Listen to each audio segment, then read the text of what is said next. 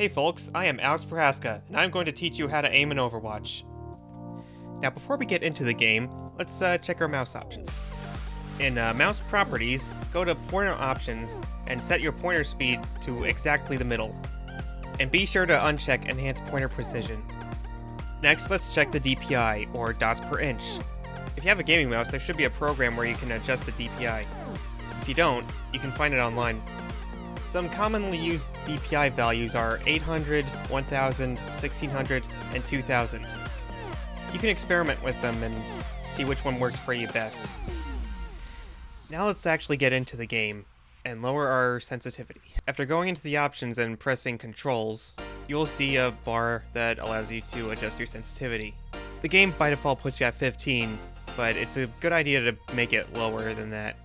A lower sensitivity makes it easier to keep your cursor on a target. While the game allows you to change your sensitivity for each individual character, I do not recommend that. It will severely mess up your muscle memory. Now that we're actually in the game, let's go over some terms that we might need to cover. Some important terms that we need to know are hit scan and projectiles. When a weapon is hit scan, that means the shot will hit where the cursor is. That means if you click on an enemy, it will hit the enemy, no matter what. If your weapon is a projectile, that means there is a travel time between the time you shoot and the time it hits, so you have to lead your shots.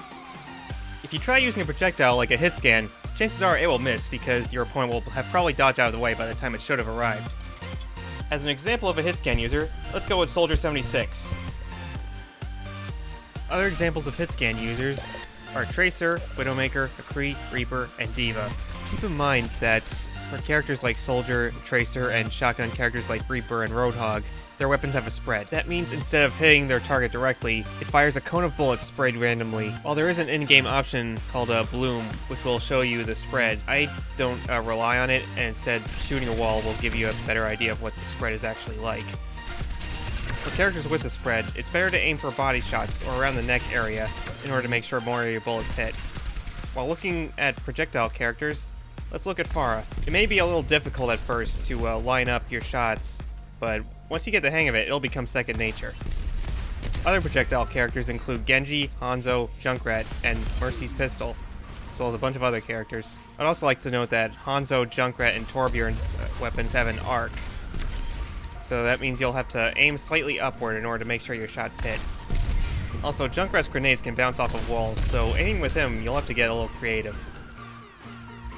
Next, let's work on some exercises. First, we'll go over flick shots. You may have seen some pros do this.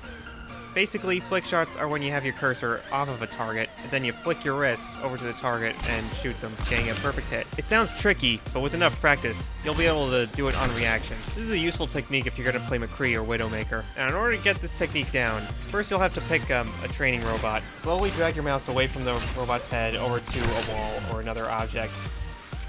And then you slowly make your way back.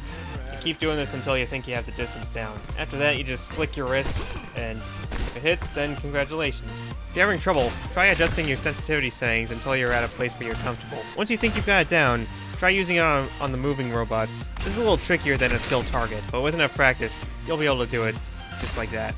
Next, let's go over tracking. Tracking is following a target with your cursor as it moves. This technique is useful if you're playing Tracer, Diva, or Zarya. First, try going to a stationary target and move around them while keeping your cursor on them. If you're having a bit of trouble with this, you can try adjusting your sensitivity until you're at a place where you're comfortable. Once you think you've got it figured out, try doing it on moving targets. Either stay still and try to follow them, or do the following around yourself.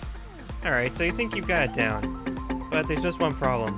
These training bars are too predictable, so let's try and do something that's a little less predictable. Next, let's go into a custom game. In this custom game, set it so that the AI on the other team will not be able to hurt you no matter what. Also, set this game up to skirmish. I like to use a variety of characters because, shooting Roadhog is very different from shooting Torbjorn. If you're still new to this, I'd suggest leaving headshots only mode disabled. And once you've got your custom game set up, just hit start, pick a character, and just start shooting. Finally, just keep this in mind. You should only treat this exercise as a 10-minute warm-up before going against other players. Thanks for watching, everybody.